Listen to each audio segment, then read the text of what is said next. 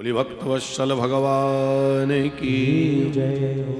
तो कमध्वज जी जो थे उनके बड़े भाई राज दरबार में किसी अच्छे पद पर थे, जैसे नरसिंह जी के थे। ये केवल भगवान का भजन राम राम राम राम करते थे, कोई काम धंधा नहीं करते थे, ना घर के कामों में मन लगता था ना बाहर के कामों में। बड़े भाई कहते थे कि देख, तेरा काम धंधे में भले ही मन ना हो, पर मेरे साथ चलकर राजा के यहाँ राज दरबार में बस हाजिरी भरवाया कर, घर में 2 पैसा आएगा, गृहस्थी चलेगी, कुछ तो किया कर। ये बोले मुझे कुछ नहीं करना, मैं तो एक ही उस समय जो है मुगलों का शासन था, वो कोई मुगल बादशाह वहाँ था।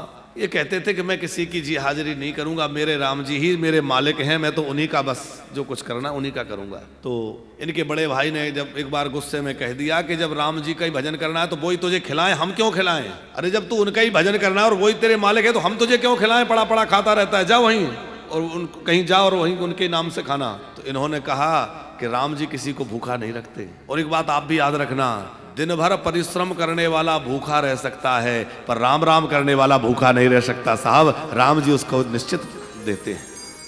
इन्होंने कहा मैं जा रहा हूं, मुझे भरोसा है, चिंता नहीं है। जब जाने लगे तो बड़े भाई ने फटकार लगाई, अरे मर जाएगा तो कोई जलाने वाला भी नहीं मिलेगा, जंगल में जानवर खा जाएंगे, कहां जा रहा है? अब वो तो गुस्से में कह दिया था चला जा, पर डांट रहे कि मत जा।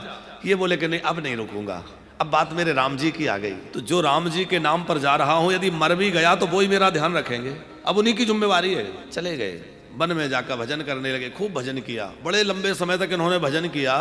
और जब मृत्यु का समय आया तो देखो उस बात की प्रमाणिकता करने के लिए भगवान आए कि इन्होंने कहा था मर जाऊंगा तो मेरा संस्कार भी भगवान ही करेंगे। इनका शरीर जब छूटा तो साकेत से राम जी जाने लगे। हनुमान जी ने पूछा सरकार कहाँ चल दिए? कहा कि एक भक्त का अंतिम संस्कार करना है, उसके गति हो गई है, शरीर पड़ा है। हनुमान जी की आंखों में अश्रु भरा है और हनुमान जी ने कहा भगवान आपने तो गीधराज जटायु का संस्कार बड़े विधि पूर्वक कर लिया, तो आपको सौभाग्य मिल गया एक भक्त का संस्कार करने का। भरत जी ने अपने पूज्य पिता महाराज अयोध्यापति का संस्कार किया, मुझे तो ये अवसर अभी तक मिला नहीं, तो आप कृपा करके ये सौभाग्य मुझे दीजिए। राम जी ने कहा जाओ, ये भक्तमाल जी का चरित्र है। अब श्री हनुमान जी महाराज जब आए और हनुमान जी किसी का संस्कार करें तो वो तो ज्ञानी नाम अग्रगण्यम है, शास्त्र में क्या विधि कही गई है सारी विधि उन्होंने बड़े तरीके से करी। समस्त तीर्थों का जल लेकर के आए, तरह तरह की औषधियां लेकर आए और तुलसी चंदन आदि की जो है सुंदर चिता बनाई और शास्त्र विधि से वो सब संस्कार किया। और संस्कार करने के बाद जो चिता की भस्मी थी, एक अस्थियां भस्मी सब इकट्ठा करी और ले जाके गंगा जी में प्रवाहित कर दी, माने संपूर्ण कृत्य संपन्न कर दिया। हनुमान जी विदा हो गए।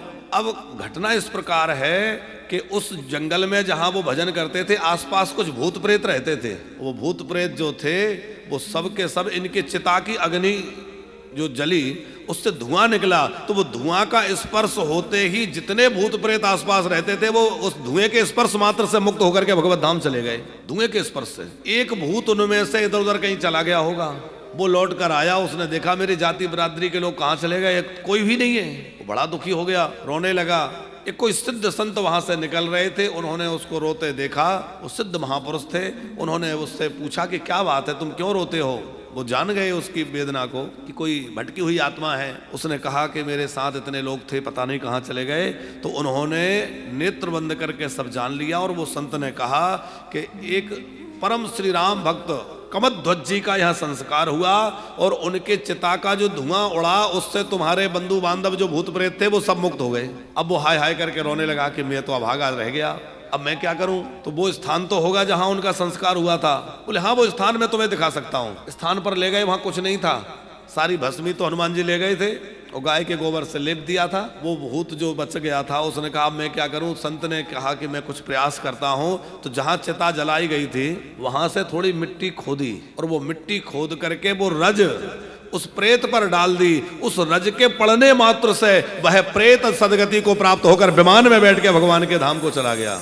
अब आप जरा विचार करिए कि संत तो रहे नहीं, उनका शरीर नहीं रहा, उनकी चिता नहीं रही, उनकी चिता की भस्मी भी नहीं रही, उस स्थान की रज पड़ने मात्र से अधोगति को पड़ा हुआ एक प्रेत जो है मुक्त होकर के भगवत धाम चला गया। तो जीते जी कोई संत किसी पर कृपा कर दे तो क्या कोई पापी पाप से नहीं छूट जाएगा?